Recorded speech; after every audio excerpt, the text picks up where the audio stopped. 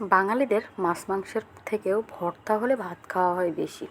আর এরকম লোভনীয় ভর্তাগুলো খাওয়ার জন্য আমরা চলে যাই বাঙালিয়ানা ভোজে। আর নয় বাঙালিয়ানা ভোজ, এখন ঘরেই বানিয়ে নিন মজাদার ভর্তা। কিভাবে বানিয়েছি জানতে হলে আমার পুরো ভিডিওটা দেখতে হবে। আর এরকম প্লেট সাজিয়ে ভর্তা দিয়ে ভাত খেলে মন প্রাণ সব জুড়িয়ে যায়। তো হ্যালো এভরিওয়ান, আসসালামু আলাইকুম। আশা করি সবাই অনেক অনেক ভালো আছেন। আলহামদুলিল্লাহ, আমিও ভালো আছি।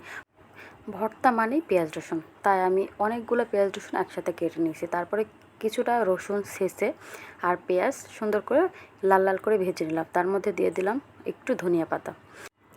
ধনিয়া পাতার ভর্তাটা কিন্তু সব থেকে বেশি মজার ছিল। তার মধ্যে কিছু কাঁচামরিচ দিয়ে সুন্দর করে ভেজে এটা শিলপাটায় বেটে নেব। চাইলে কিন্তু এটা ব্লেন্ডও করা যায়, কিন্তু পাটায় বেটে ভর্তার মজাটা একদমই অন্যরকম। তো দেখেন হয়ে গেল ধনিয়া পাতা ভর্তা। এরপরে আমি ভর্তা বানিয়ে নেব পটলের। এর জন্য আমি কিছু পটল সুন্দর করে চিড়ে হলুদ লবণ মাখিয়ে রেখে দিয়েছিলাম, তবে খুবই সীমিত লবণ দিতে হবে, কারণ পরে ভর্তার সাথে কিন্তু আবার লবণ দিতে হবে। এটা আমি সুন্দর করে লাল লাল করে ভেজে নেব, চারদিকে ঘুরিয়ে ঘুরিয়ে লাল লাল করে ভেজে নিয়ে এটা আমি বেটে নেব। পটলটা ভাজা শেষ হলে এটা পেস্ট করে আমি রেখে দিব, কারণ পরে এটা আবার ঝাল পেঁয়াজ দিয়ে ভর্তা করতে হবে। এরপর আমি ভর্তা বানিয়ে নেব সব থেকে মজাদার এবং স্পাইসি বেশি সরিষা ভর্তা। সরিষাগুলো আমি খুব সুন্দর করে ধুয়ে নিয়েছি। তার সাথে নিয়েছি গোটা জিরা, 3টা কাঁচামরিচ, 3টা শুকনো মরিচ আর অল্প একটু আদা কুচি।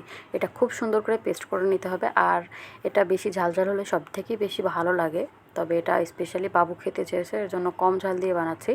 আর এই ভর্তাটা বাটার পরে একটু ভাজতে হবে। এর জন্য আমি কড়াইতে প্রথমে পেঁয়াজ কুচি, সাথে জিরি জিরি করে রসুন কুচি করে নিয়েছি। এটা কিন্তু পেস্ট করে দেওয়া যায়, তো কিন্তু এরকম কুচি কুচি দেওয়া থাকলে খেতে খুবই ভালো লাগবে। এর জন্য আমি কুচি কুচি করে দিয়েছি। তারপরে ওর মধ্যে সেই বাটা রসুনটা দিয়ে দেবো, দিয়ে খুব সুন্দর করে জাল করে নেবো। এর জন্য অল্প করে লবণ আর অল্প একটু হলুদ দিয়ে দেবো কালারের জন্য। আর লবণটা দিতে হবে, কারণ এটা আলাদা করে আর ভর্তা করার দরকার নাই। আর এটা শুধুমাত্র তেল দিয়েই ভাজতে হবে, একদম পানি ইউজ করা যাবে না। এর জন্য পরে আমি সরিষার তেল দিয়ে আর একটু কড়া করে ভেজে নিলাম। এটা যত কড়া করে ভাজা যাবে ঠিক ততটাই মজা হবে, আর রঙটা যত কালোর দিকে যাবে ততটাই বুঝতে হবে যে মজা হয়েছে। তো দেখেন খুব সুন্দর একটা কালার এসছে আর খুবই লোভনীয়।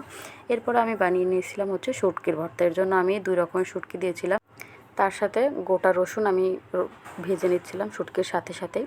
এটা লাল লাল করে ভেজে নেব। তারপরে এর মধ্যে দিয়ে দেবো হচ্ছে কাঁচামরিচ। আমি কাঁচামরিচ দিয়ে ভর্তাটা বানাবো, কারণ আজকে বেশিরভাগ ভর্তাই শুকনো মরিচ দিয়ে হচ্ছে। তারপরে এর মধ্যে পেঁয়াজ দিয়ে খুব সুন্দর করে লাল লাল করে ভেজে নিয়েছি। এবার এটাও বেটে নেওয়ার পালা।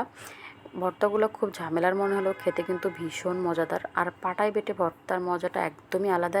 ভর্তাটা বাটা হয়ে গেলে ওর মধ্যে অল্প একটু সরিষার তেল আর লবণ দিয়ে মেখে রেখে দিলাম। দেখেন এটাও কমপ্লিট হয়ে গেল।